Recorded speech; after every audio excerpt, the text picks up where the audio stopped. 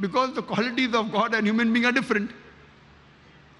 Almighty God is immortal. Human being is mortal. You can't have an immortal, mortal person together. You either have mortal being or immortal being. You can either have God or man. You can't have God-man. You can't have a person who's immortal and mortal at the same time. It's meaningless. You either have God or you have man. You can't have God-man. Almighty God has got no beginning. Human beings have a beginning. You can't have a person who has a beginning and no beginning at the same time. It's meaningless. Almighty God has got no end. Human beings have an end. You can't have a person who has an end and no end at the same time. So either you can have a man or God. You can't have a God-man. It's like you telling me, I saw a tall, short man. You can either say a tall man or a short man. You can't say tall, short man. It's meaning opposite. You can have medium height, but not tall, short. You have a fat man or a thin man. You can't have a fat, thin man. It's meaningless. The qualities of Almighty God and human being are exactly opposite. You can either have God or a human being. So if God becomes a human being, he ceases to be God. Almighty God does not require to eat. We human beings require to eat. Allah says in the Quran, in Surah Anam, chapter number 6, verse number 14, He feedeth everyone, but does not require to be fed. We human beings, we require rest, we require sleep. Almighty God does not require rest and sleep.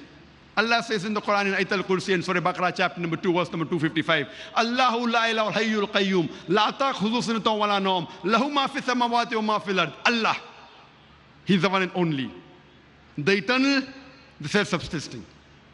No slumber can seize Him, nor does He require rest. To Him belongs everything in the heavens and the earth. So Almighty God, if He becomes a human being, He ceases to be God. So what is the use of worshipping a human being like you and me? And if I agree with you that Almighty God can do anything and everything, in the same argument, if Almighty God can do anything and everything, Almighty God can even tell a lie. But to tell a lie is ungodly. The moment God tells a lie, He ceases to be God. If I agree with you for sake of argument, Almighty God can do anything and everything, Almighty God can even forget. But to forget is ungodly. Quran says in Surah Taha, chapter number 20, verse 52, Allah subhanahu wa ta'ala never forgets. The moment God forgets, He ceases to be God. If I agree with you, Almighty God can do anything and everything, Almighty God can even do injustice. But to do injustice is ungodly. Quran says in Surah Nisa, chapter 4, verse 40, Allah subhanahu wa ta'ala is never unjust in the least degree. The moment God does injustice, He ceases to be God. If God can do anything and everything, then God can even make a mistake. But to make a mistake is ungodly. Quran says in Surah Taha, chapter 20, verse 52, Allah subhanahu wa ta'ala never errs. Allah subhanahu wa ta'ala never makes a mistake. The moment Almighty God makes a mistake, He ceases to be God. That's the reason nowhere in the Quran is it mentioned that Allah can do everything. Nowhere. But what does the Quran say? Inna Allah ala kulli shay'in qadir. For verily, Allah has power over all things. Surah Baqarah chapter number 2 verse number 106. Surah Baqarah chapter number 2 verse number 109. Surah Baqarah chapter number 2 verse number 284. Surah Al-Imran chapter number 3 verse 29. Surah Nahl chapter number 16 verse 77. In Surah Fatir chapter number 35 verse number 1. Allah says, Inna Allah ala kulli shay'in qadir. For verily, Allah has power over all things. Allah says in Surah Buruj, chapter number 85, verse number 16, that Allah is the doer of all He intends. Whatever Allah intends, He can do. But Allah subhanahu wa ta'ala does not intend to tell a lie, to make a mistake, to do injustice, to become a human being. Allah subhanahu wa ta'ala only intends godly things. Whatever He intends, He can do. But He intends only godly things. Even though it's clearly mentioned in the scriptures of all the major world religions that God is one.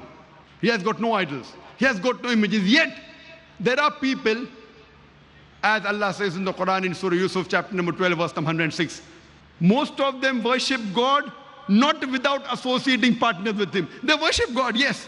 But when they worship, They associate partners with God and then worship Him.